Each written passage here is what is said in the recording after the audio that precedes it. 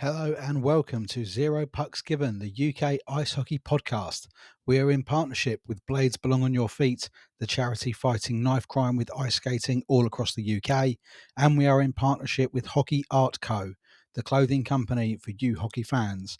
Worn by the best, hated by the rest. Zero Pucks Given listeners get a 10% discount on everything on the Hockey Art Co. website. If you enter the code ZP10 upon checkout, you'll get your discount on anything that you like from their website. So go there and check it out. Once you finish listening to this, of course. This is episode 35. We have got some challenge games. We've got the start of the season where we've got all the match reports, some coaches' thoughts as well. And we're going to preview the entire Britton season with Anthony Russell from Banners on the Wall. Anthony was kind enough to join us again after joining us to review the season last year. And it was an incredibly popular episode. So we're hoping that these ones will be just as good. So we're going to get through all of the games from this weekend. Then we're going to preview the Chelmsford Chieftains in this episode. Then after that, we're going to have 7 separate episodes for all the other teams. We're in for the long haul. Hope you enjoy it.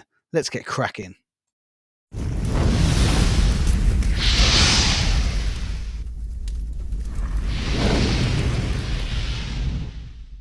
Unfortunately, the hot weather and some technical difficulties with keeping the ice frozen at Planet Ice Milton Keynes, Planet Ice Basingstoke and Planet Ice Peterborough meant there wasn't quite as much hockey as there should have been this season, particularly the MK versus Phantoms 2 challenge game second leg. But MK did head down to Streatham for the opening game of the league season and the Britton Cup group stages on Sunday. The High Road managed to keep their ice frozen in the 30-plus heat in the southwest London as last season's top and bottom teams went head-to-head. No minutes on the goals, unfortunately, but Chris Beale keeps a pretty active feed, so I can't really blame him for that. The Redhawks took the lead in the first when Miles found Josh Ely-Newman around the back of the net and he fed Ben Ely-Newman in front to make it 1-0. Seconds later, it was 2 when Ewan Hill intercepted and went unassisted for 2-0. A few minutes later, Hill made it 3 with apples to Beasley and Callum Burnett. Callum Burnett then missed an empty net before Ingoldsby intercepted in the neutral zone and went round Norton for 4-0. Hill turned provider soon after when he found Skokan, who rifled home through the 5-hole for 5-0 inside the first 10 minutes.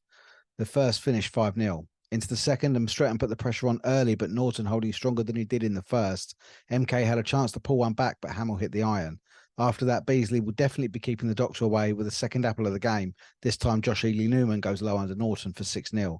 Brandon Miles went for a sit-down for roughing, and in the power play, despite great work from both Hamills for MK, Skokan and Ben Ely-Newman were able to free Josh Ely-Newman for his second short-handed. Some physical play between Warman and Cameron Hamill saw Carter take exception and drop the gloves for Brandon Miles. A fairly one-sided affair, but fair play to Hamill, who may have not been aware of the Streatham enforcer's reputation. After the melee with 2 penalties to each side, it remained even-handed, and Josh Ely-Newman got his hat-trick, assisted by Callum Burnett. At the end of the second, 8-0. The third saw a very end-to-end fair with both netties having the best of it, Milton making saves from Hamill, Austin and Bryan, but it was Streatham who got the goal early in the third when a wing attack from Martin saw him source the puck into the middle where Redhawks player coach Ben Painter tipped in for 9-0. A much improved Milton Keynes from last year's result on paper. After the game, Ben Painter gave me his thoughts. It felt good to get our first league game in the books and first couple of points on the board. I think as a team we played well. We sort of had a good attitude going into the game. I think, as I said on here last week, that I wasn't very happy with our performance against Invicta over the pre-season weekend. But I think with the sun shining and it being pre-season, I don't think the boys were really in it. I think they weren't ready. But yesterday the mood felt way better in the room before the game. It sort of the feeling was better. You could tell that boys were up for it. Obviously, a game where we came out 9-0 winners. probably not the most exciting game to watch. But you know what, as a team, I'm happy with how we performed. We were playing the right way, doing the right things. In a game like that, people can often sort of get a bit greedy and a bit selfish, and there was none of that. We were moving the puck well, and sort of had a real good team performance. Milt's in net with a shutout, and you know what, it was a deserved shutout. He didn't have loads of shots, but he was tested and made some big saves. And yeah, it was. I'm pleased with how we played, how we conducted ourselves. I sort of put an emphasis towards the end of the game to make sure we're solid defensively, tighten up defensively, and sort of work on those defensive things. And we were good all over the ice. I think there wasn't many passengers. We didn't really have any guys that were not sort of performing, and everyone was going. And yeah, it was good to get the first 2 points on the board. And we look forward to a weekend next week that is going to be a bit tougher. We're playing Romford and Slough, and we know what both of those teams bring. And it's it'll be another challenge for us next week, but we're building and working week by week. A huge thank you to Ben Painter for taking his time to send me his coach's thoughts after the 9-0 win over Milton Keynes. Back onto the challenge fixtures then, and this time we're with the Romford Buccaneers as they head around the A406 and up the hill to Alexandra Palace as they face the Haringey Huskies from NRHL 2.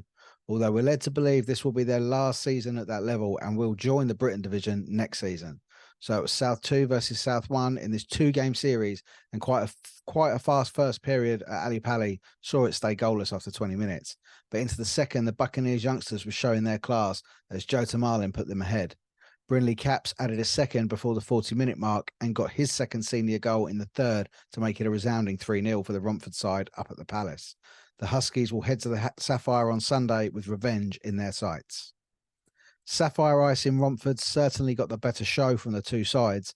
The Huskies took the lead midway through the first through Ryan Gadicki, unassisted, but were quickly pegged back by a Nathan Long goal for the Buccaneers.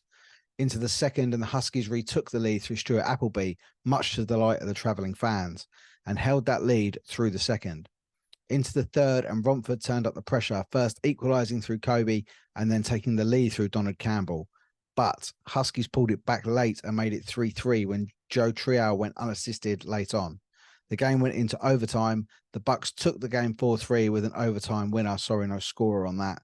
And after the game, Jason Buckman gave me his thoughts on how he thought his side played over the weekend. Yeah, two good, really competitive games for pre-season against Haringey Huskies. Saturday, I thought both teams were probably a little bit slow out the blocks, but I think the boys finished a stronger team to take the 3-0 win, and it was really satisfying to see Joe Tomlin and Brinley Caps score their first senior goals, so that was good for the club. Sunday's game, we had a couple more bodies, and I think Haringey did as well. So again, it was a close, competitive encounter.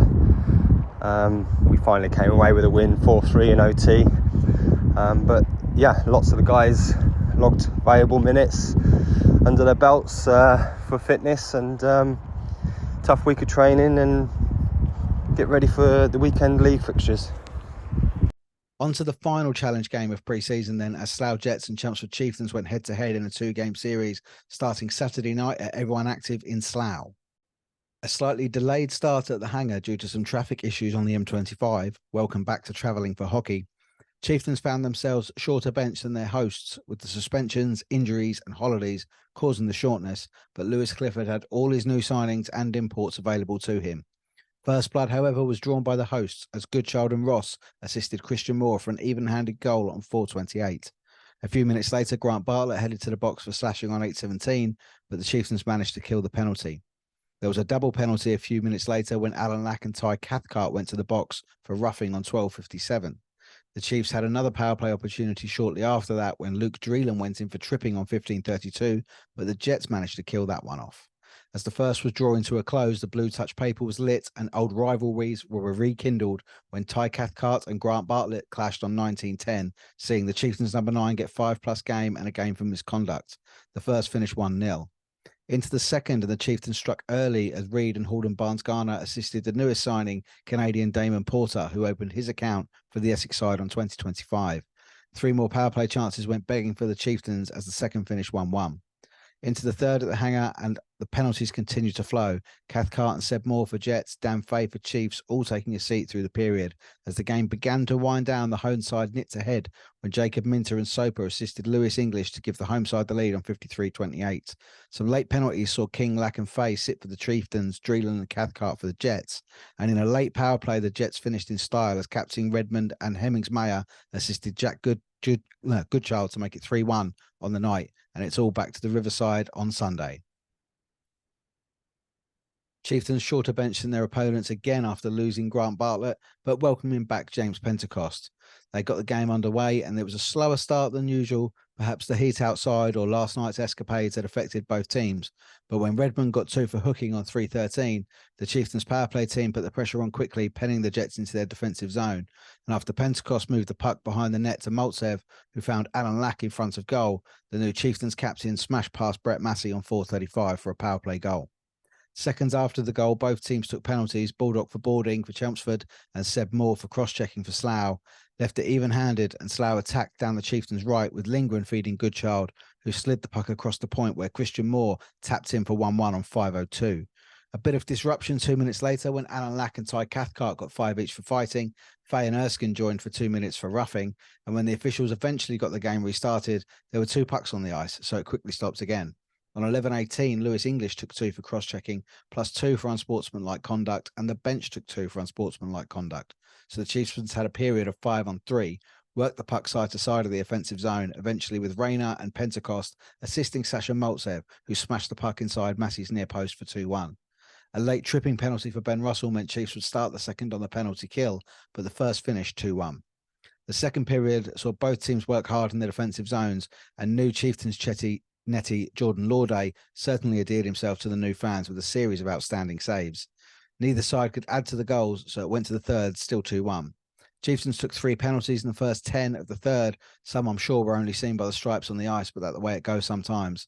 And after Kieran Rayner was released following a slashing penalty, he made it count immediately, getting released down the right. And despite having support from the very impressive Damon Porter, he lashed the puck home to rapturous applause from the crowd. Almost immediately after the restart, Rayner was sent to sit down again, this time for elbows. And on that power play, Slough managed to squeeze the puck home from close range. Christian Moore with the finish, and again apples to Erskine and Minter. The game finished 3-2, fully deserved man of the match awards for Christian Moore and Jordan Lauday, and all the new Chieftains players put in solid shifts to the delight of the fans, and surely to the delight of head coach Lewis Clifford.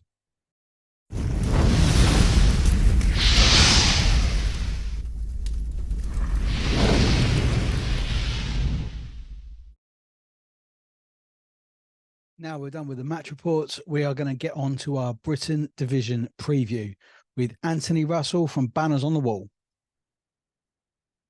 0 Pucks Given in partnership with Blades Belong on Your Feet and with Hockey Art Co. We're with Anthony Russell from Banners on the Wall. How you doing this evening, sir? Not too bad, not too bad. I did it the last time, so I'll do it this time as well. Not just to pull back the curtain ever so slightly. My webcam died just as I was starting to load up the call, so I have had to reinstall my webcam. So hopefully this functions. But no, I'm good. I'm good. Thank you, my good man. The proper season is nearly upon us. From a national division perspective, which is where I put a lot of my focus. Although I'm going to be a bit of everywhere this year, so I'm just kind of gearing up for the whole lot. Gearing up for everything all at once. So touching on how close we are to the season, you were having a bit of a personal celebration yesterday with a wedding anniversary. Yeah, 13 years I've been married. So you've been doing this for 12. Yeah. So how well timed was that? Was it just before the season started? It was pure coincidence, actually, more than the fact, because the original kind of birth of Banners on the Wall was born out of the fact that I used to just on my personal account. I'd just tweet about games and just be really sarcastic and stuff. And then when the Bison as an organization asked me to start doing their stuff, it must have been about January. January of 2010. So I did it for quite a while. January 2011 it must have been. And I was just like, I just need an outlet. And so I'd been married about 6 months when BOTW started. But yeah, it was, like I say, it was all born out of the fact that I had to behave. I had to behave on the club Twitter. So yeah, kind of had to kind of roll on and do bits and pieces from that. But yeah, my wife is not a hockey fan per se. She likes it rather than loves it in the same way I do. She'll keep tabs on kind of what's going on just to kind of see where I am. And yeah, I think, and she sat through Hull Stingrays, Rick Strachan trap hockey to come out with me one night. So it's definitely worth keeping. That's a reference to very old watchers of hockey, but yeah, it's the fact she stuck around, and I'm well past the point where she can take me back to the shops now. I was at my wedding anniversaries in the summer, and I got married in an odd year, so it clashed with no sporting event whatsoever. Yeah, I missed the beginning of a season. I missed the slight beginning, like the first week or two of a season. But I swapped out watching the Basingstoke Bison, and I did see on our honeymoon we saw a preseason game between the New York Rangers and the New Jersey Devils at Madison Square Garden. So not only did I see Martin Brodeur, but my wife and I are big professional wrestling fans, and Bret the Hitman Hart came out and did some like thing before the puck drop, so I can balance it out in my head just about. No one can complain about that either. Mm-hmm. Not especially when not. they're being taken to the greatest city on earth. Didn't look like Berlin, but it's fine. Oh well. Yeah, to each their own. That one, I think, isn't it? Very much so. Very, very much so on that. But yes. So the last time we spoke, the last time we spoke, we were reviewing the Britton season. Mm-hmm. You were by far the most requested person to come back onto Zero Pucks Given after last year. Everyone was very much enjoyed your appearance. So I could do nothing else other than pester you to say, will you come back and preview it with me? No problem. And thank you to all three of those people who requested me. The check is in the post. But no, I'm excited. I'm really excited about South One this year.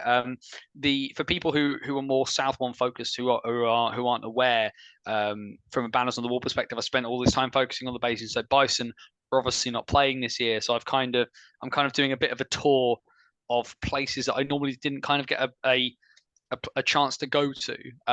People always sort of said to me, Anthony, why do you not do more games here or do more games here? And literally, it's probably one of the reasons why I've been married for 13 years. And its compromise was just a case of I spend my weekends not just doing hockey, but I spend weekends with my wife and with my family. And now I don't necessarily have a team per se.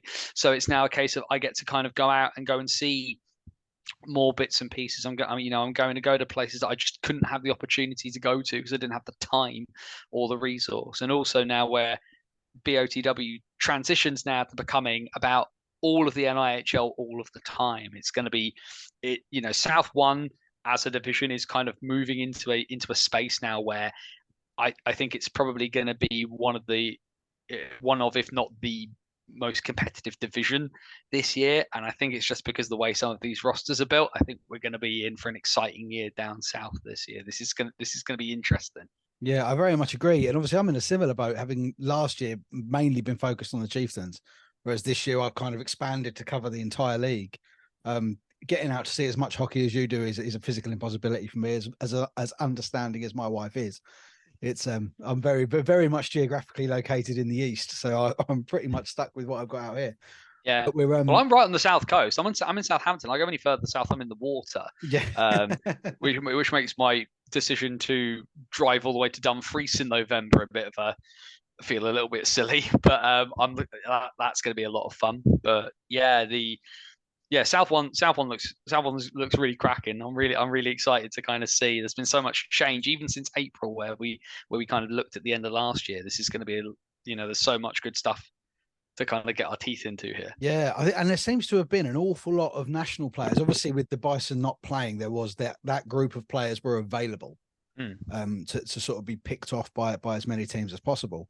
But there has been a massive influx of National League players into the South One. And it's where I think it's probably not blurred the line entirely, but I would imagine the gap between National and One is now smaller than it was. And the gap between 1 and 2 is probably slightly increased. I think that's interesting when you consider the results of this past weekend, where you think of the games between Haringey and the Romford Buccaneers, which are actually, obviously Romford did come out on top in both of those games against Haringey, but the very, very clearly, two very, very competitive games where things were very, very close. Whereas Bristol took on D-side, and D-side are a one North side, and I mean, the scores kind of resembled like the first couple of overs of a 2020 cricket game. Like Bristol put on double figures on top of the Dragons, and the Dragons are not a bad side, comparatively speaking. And unfortunately for fans of South One, you can't say mean things about the North, given the fact that a Northern side has won the national title 2 years in a row, albeit they've gone. But I will be joined by Graham Hamilton next week actually to discuss the North. And Blackburn's a fascinating club this year as well, because they've made some really, really good additions. But the gap, I think, there's probably been a good forward stride.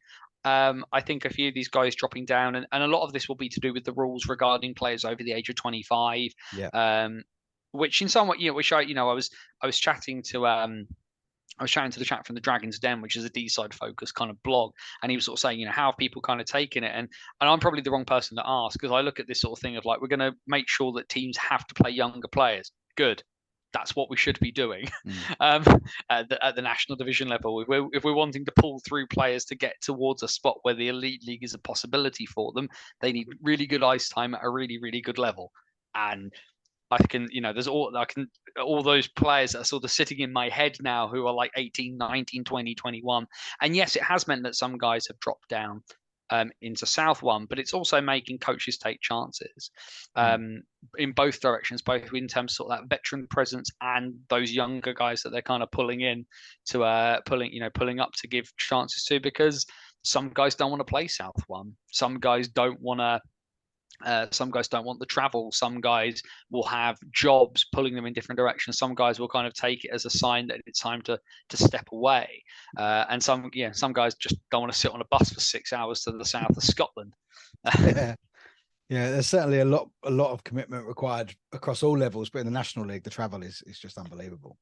Yeah, but I mean, you think about it as well. You think about how South One, for all of its foibles, it's actually relatively well enclosed. Whereas if you are playing for the Invicta Mustangs, there's an away trip to Cardiff on your, on your docket. Don't get that in South One. No, I think probably Chelmsford to Gosport is probably the furthest trip. Yeah, exactly. And it's that's just the way it kind of shakes out, of course. I mean, you and I spoke last time about the fact that it would be nice if there was more of a balance between the amount of teams in South One and South Two. But I think the teams that are in South Two are kind of there by choice. We've obviously had Haringey poke its head above the parapet and say, we want to come up, and they're going, and that's the plan for next year, obviously. Yeah.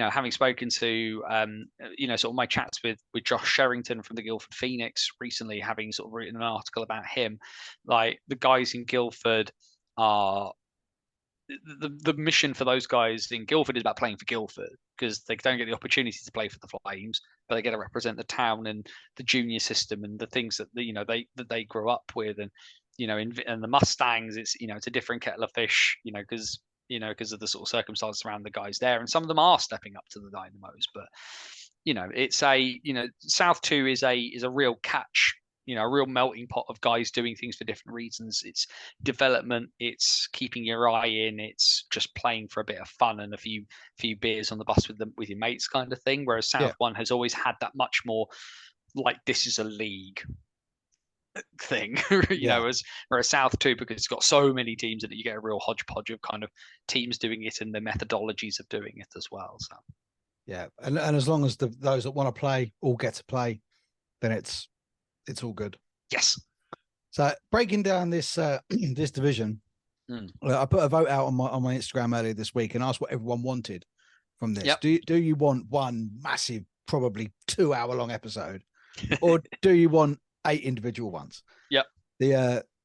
Everyone went for 8 individuals, which is absolutely fine. It just means that when we're done this, I've got to cut it up and sort of the on. But the YouTube will be one whole big long thing, so I can leave that bit alone. I've just got to cut up the audio. So for this episode, we are going to start with Chelmsford.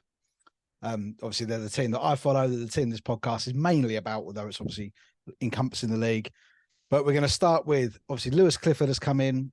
Fantastic experience from above South One. Mm-hmm. Brought a lot of players sort of with him down to that level. A great roster he's put together, if not a little small.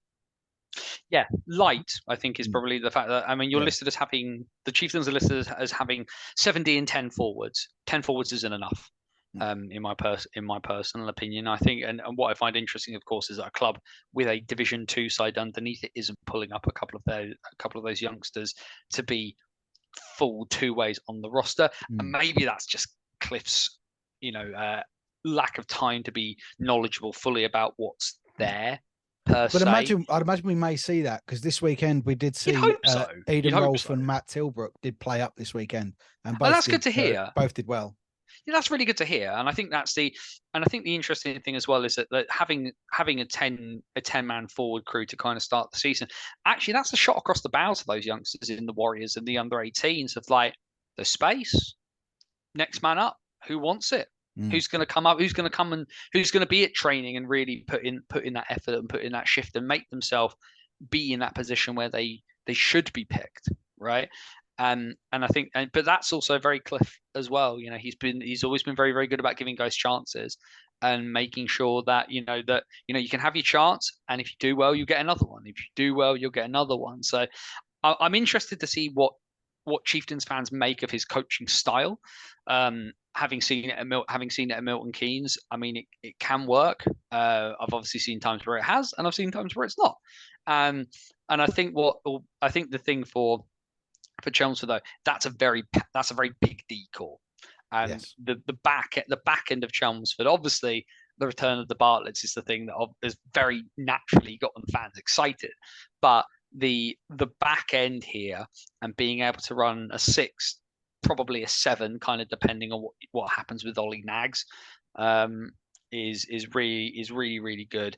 And it's not just 6 guys as a minimum, it's 6 guys who've had experience, who've got quality. You've not completely binned off your decor, you've kept a few guys from last year, but a South 1 decor that can add Ben Russell and Jay King, who has like 200 games of Elite League experience under his belt, and however many, and like nearly the better part of 200 second tier games as well.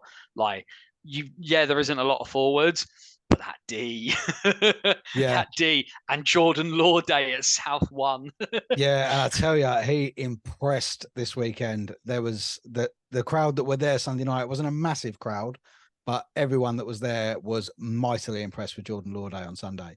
And we discussed last year, obviously Chelmsford finished 6th, sorry, 5th, but they would have finished a lot lower if not for Luca Tasadri, because the amount of shots he was facing just did him no favours whatsoever. And I think that Cliff has combated that with this D.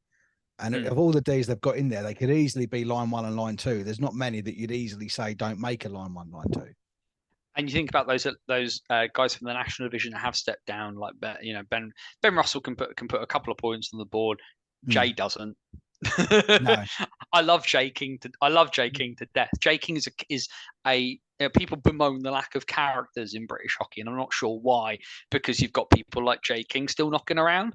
But Jay is for the exuberant, effervescent personality that Jay is. He is your carbon copy textbook stay-at-home D-man, which is really, I think, and we talked about this at the end of last year, like the amount of shots. I think we looked at something ridiculous, like 47 or 49 shots a game Chelmsford were averaging against. So the ability to add a guy who is just a big body who will get in the way, that's massive. And also his goalie from last year, who he knows is behind him, so he knows what's going to happen. Yeah, he was joined on line 1 by Ethan Reid, and Ethan Reid is capable of putting points on the board. So you don't really need 2 stay-at-home D-men, but if you've got one that can put some points up, exactly, does make the thing. Yeah. And they said the Bartletts returning was a big deal for a lot of the fans. As I've said to a lot of them, the thing is they're going to need replacing eventually. They're not going to be there forever, so work probably needs to be done now around getting them replaced. Yeah, but I think there's a real argument in terms of Chelmsford, and Cam and Grant have earned the right to come in and go out on their own terms, especially when it comes to Chelmsford, irrespective of who owns the club, right? And So they are never going to be in a position where unless something really catastrophic happens, they're never going to be forced out per se. Oh, they are going to be absolutely allowed. not, They're no. going to be allowed to pick and choose when and where they go. I think that it's not the youngest of forward cores by any stretch of the imagination, but I mean, obviously, insert Sasha Maltsev reference here, because he is very much a child. Yes. But and obviously in a position where he's going to be able to get to play, he's going to get to play a lot more this year than he did last year, because of course of the issues with having your imports and having imports on the ice that don't have to worry about. Yeah. But I think this year is again a bit of a shop window a little bit for Chelmsford. Like, don't get me wrong, this Chelmsford side looks very, very good. And I've spoken to Ben Painter over the summer, and I've spoken to others, and this Chelmsford side looks like it can challenge, which it couldn't do last year. And maybe this is a case of maybe a bit of what in the national division I call Solway syndrome, where a team has made a lot of noise and made a lot of big splashes and has made the presentation look really, really good. But how will it go when you actually have to put it to the test? Will it bend or will it break, kind of thing? But this Chelmsford side looks really, really good, right? Yeah. At a South One level, and the ability to win is a big driver for getting guys to come. And if I'm completely blanking on the chap who went to Streatham from Chelmsford. Callum Burnett. Thank you. But why has Callum Burnett gone to Streatham? Yeah, we don't know. We weren't told anything. We found out he'd gone when Streatham announced they'd signed him. But think about it this way: why will he have agreed? He could have. Callum Burnett was, and I apologize, Callum, for forgetting your name, but the captain of a side like Chelmsford last year, he probably would have been fine on any team in South One, right? But why has he gone Streatham? Because Streatham wanted him. Because Ben Painter will have wanted him on the roster. And if your options are a bunch of teams and the back-to-back champions, teams that win will get guys, right? And if Chelmsford can prove they are a team that can win, if they push Streatham close, or heaven forfend, they even win the title next year. If the Bartletts go, great, we're going out on top. Thanks, everybody. Thank you and goodbye. People want to play for the defending champions. People want to play for a team that's close. And that's how you end up. Maybe there are kids in the Warriors. Maybe there are kids in your under 18s that can step up and be the next Cam Bartlett, the next Grant Bartlett. But maybe there are too many years down the track. Next year it could be somebody else. You never know. But the ability to come to a team that plays well and wins is a really, really big driver for people, I find. Absolutely. There is I think he's 14 now, Ruben Terry in our academy. I'm hoping we might get to see a bit of him in Chieftains before he goes to a much higher level, because that kid's mustard. Well, if we do what the Scottish are doing and we get to the point where 14, 15-year-olds are allowed to play senior hockey, you never know. Yeah, I think it's something that I discussed with Nicky Watt actually when we spoke, episode 19, I think, last season. That surely there's got to be some sort of leeway in that, but like they do in America, like they did with Connor Bedard, they make an exception for an exceptional player. Well, like I say, it's obviously been I think in British hockey for a while, and that you can't play unless you hit until you hit the age of 16. But Scottish ice hockey, Jamie Thompson, who is Scotland's Scottish ice hockey sort of director of sort of talent bits and pieces, and also by sheer coincidence, the assistant head coach of the Solway Sharks. But the Scots have got a thing in place where 14 and 15-year-olds, there's going to be a metric to measure whether they're able to play senior hockey. I feel if the Scots are going to be able to do it, I venture that will be coming to England before too long. But but Chelmsford, if there's, whether it's Ruben Terry, whoever it is, like, somebody will be there in the pipeline to take those boys' place, but they might be 2 or 3 years down the line and you'll need somebody next year. And if that Chelmsford side that looks as good as that does on paper becomes as good on paper, becomes as good on ice as it is on paper, guys are going to want to play. They're going to want to be a Chelmsford Chieftain because they will know the opportunity to get medals in their pocket at the end of a season is there. Also, Chelmsford have Alan Lack. And I've also just seen, apparently Alan Lack is your captain. He is indeed this year. Alan Lack is one of my favourite people in British hockey. He's one of my favourite players I've ever watched. Alan Lack is not a skillful guy, and I'm sorry, Alan. I know you, whether you hear this or not, but you and I have known each other long enough where I can say this. You do not sign Alan Lack to do anything with any degree of finesse. He is going through you, and if he can't go through you, he will go through you. And then when that doesn't work, he'll going through you. Yeah. Like he is I once described Alan Lack as you don't sign Alan Lack to spark your offense. You sign him to be the fire. You sign him to be the chaos demon. You know, the ice hockey's Alan Lack is to ice hockey what Yuki Tsunoda is to Formula One. Chaos demon. Just throw him in there and watch the madness unfurl. Yeah. I love Alan to death. He is one of the most entertaining people I've ever watched play the sport. If Chieftains fans don't end up liking him by like about week 4, I don't. You need to go to a doctor to check your pulse. Yeah. I think that boat has sailed. I think everyone's pretty much in love already just from this weekend's performances in the challenge game. Got his first goal on Sunday night as well. And as you say, his energy was just infectious. Yeah, crazy pinball of a human. Former EPL champion as well in Basingstoke, where he got put on a line with Thomas Karpov, who was our former WHL player, former Sparta Prague player, played in the Spengler Cup, and there was Alan Lack, who was just sort of, what am I doing here? I think he scored about 15 goals that season, all of them rebounds.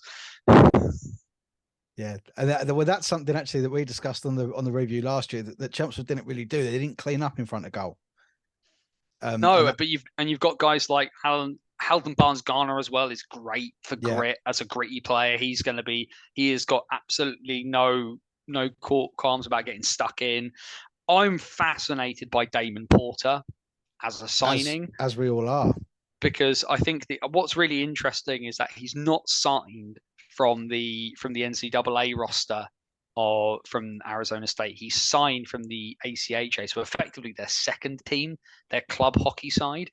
And I've spoken to people in the sort of in the States who kind of keep tabs on college hockey, and they're like, it's not the best standard, but from having explained to them what South One is like, they are pretty certain he will be fine. He will be fine here. If anything, I mean, I didn't see him Saturday. He got his first goal Saturday. When I saw him Sunday, if anything, he looks almost like he thinks too quickly for this level. And that's an issue as well here for a lot of guys. Has been the speed, or lack thereof. Because he seems to do things that other people can't read, or get into a position that another person can't see. But I think after a bit of time and a bit of training with the guys, I think he's going to be an absolute star. Yeah. It's very, very kind of reminiscent of Joe Rand when he signed on the Isle of Wight all those years ago, of being a guy who came from a much higher level, took a while for the gears to kind of tick. Oh, that's how I have to play here, and then just murdered the league. Well, I think one of the big massive reasons I think he's going to enjoy it. I had a chat with TJ Fillery on Sunday night because he's unfortunately out injured for a few weeks, and he said like the first night, and they've done the Man of the Match awards, and they get back in the change room. And excuse my Canadian accent, it's probably terrible, but Damon was like, why is there beer in here? And so TJ said, well, after the game, we all have a beer. We're allowed to have a beer. So he's come from what sounds like an extremely professional setup. Although unfortunately he is gluten-free, so he won't be drinking the same beer as everyone else.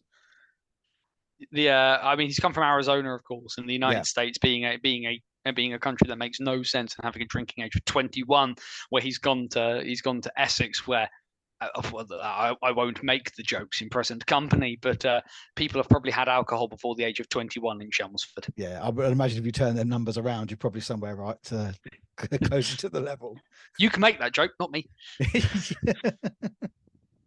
Yeah, I'm technically a Hertfordshire boy. I'm a fake Essex boy, really. Yeah. But the Chieftains, like I say, for me, looking at that roster, and I don't make predictions about who's going to finish in what position because I think it's pointless before we really get to see anybody. But I'll do what I did for my National Division preview on my website, which is kind of the floor and the ceiling. Yeah. The floor for that Chieftains team is back where it finished last year. It's 5th, I think.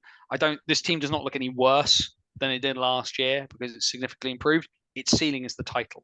Its ceiling really is, and it sounds hyperbolic to say it, but the ceiling for this roster with the quality that it has on it is being league champions and a place at Coventry to be the national champion. Obviously, there's a lot of people going to have a lot of say in that, but that Chieftains side looks very, very good. Jordan Lawday is automatically the best netminder in this division.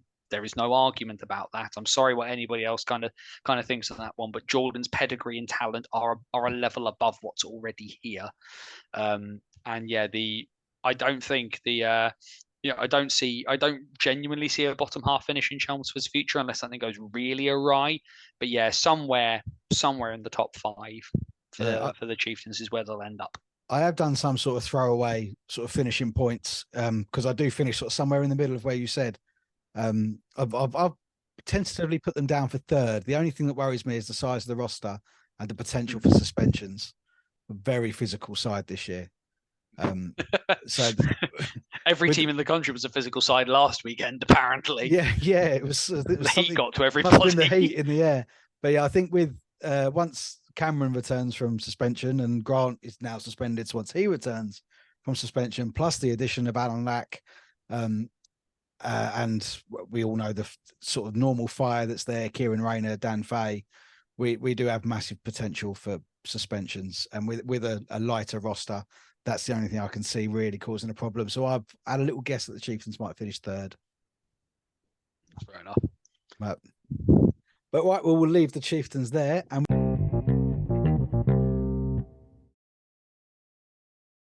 a massive thank you to Anthony Russell from Banners on the Wall for joining me for the Britton season preview. Obviously, in this episode, we've just done Chelmsford Chieftains, so the corresponding episodes will be for everybody to listen to, but then more specifically for the fans of the Red Hawks, for the Dynamos, for the Jets, for the City Stars, for the Buccaneers, for the Thunder and the Devils. So you've got your own little episodes there for the previews. And if you disagree or you do agree, give us some feedback. Let us know what you think over on the social media channels. There's plenty of them for Zero Pucks Given all around, whatever social media channels you might well be on. Fixtures for this coming weekend then. The Saturday, we'll see the Romford Buccaneers host the Streatham Red Hawks at the Sapphire.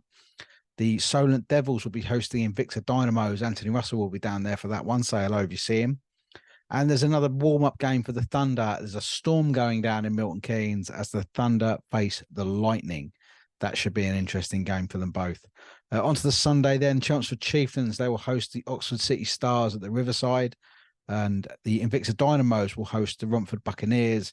And the Streatham Red Hawks will host the Slough Jets. Make sure you check out all of their social medias and get the right place to buy tickets, obviously, as we did in the season ticket manifesto episode. Don't get caught out by any of these scammers with the streams and the fake tickets. You know exactly where to go. So thank you so much for everybody for listening for this episode.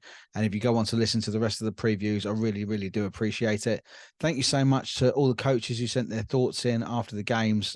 I can't tell you how much I appreciate your input on the podcast. It just really makes it such a great little thing that we get these coaches' thoughts in there. Really, I think everyone really does enjoy them. I certainly do. Really, always good to hear. Also, go and check out that Hockey Art Co website. We are now in a partnership. You can get a 10% discount listening to Zero Pucks Given. Use the code ZP10 when you check out on hockeyartco.co.uk. There is so much cool stuff on there. So once again, thank you all for listening, and we'll catch you next week where we've got a massive episode. I'll be joined by Graham Hamilton, who is the host of the Hawks Talk podcast. He's actually also one of the producers of 4,000 and Counting, so he's massive in the world of the ice hockey podcasts. We're going to be talking about the Morley division, so the North 1, and we're going to find out everything that's going on up there, and then a little bit more specifically with Blackburn Hawks as well. And I'm also joined by Colin from MG1 Elite. Now, this guy's training methods are absolutely off the scale. He's just opened training centres in the United States as well. He's probably one of the main reasons why British hockey players are just excelling in ice hockey across the world. So really looking forward to getting a chat to Colin. And there'll be a little post coming out later this week. Just if you want to send questions in, you want to know anything about the way he does his training, send those in and we'll get Colin to answer them. Thank you so much for listening, and I will catch you next week. This podcast is hosted by Spotify for Podcasters. It is available on Spotify, Apple Podcasts, Amazon Music, and anywhere else that you get your podcasts. You can follow on all the social medias. It's at 0 Pucks Given for YouTube and Facebook, at 0 Pucks Given Podcast for Instagram, TikTok, and Threads, at 0 Pucks Pod on X, and Ben Hyde ZPG on Snapchat. Follow us on all of those, and you will not miss a thing. Thanks for listening, and we'll see you next time.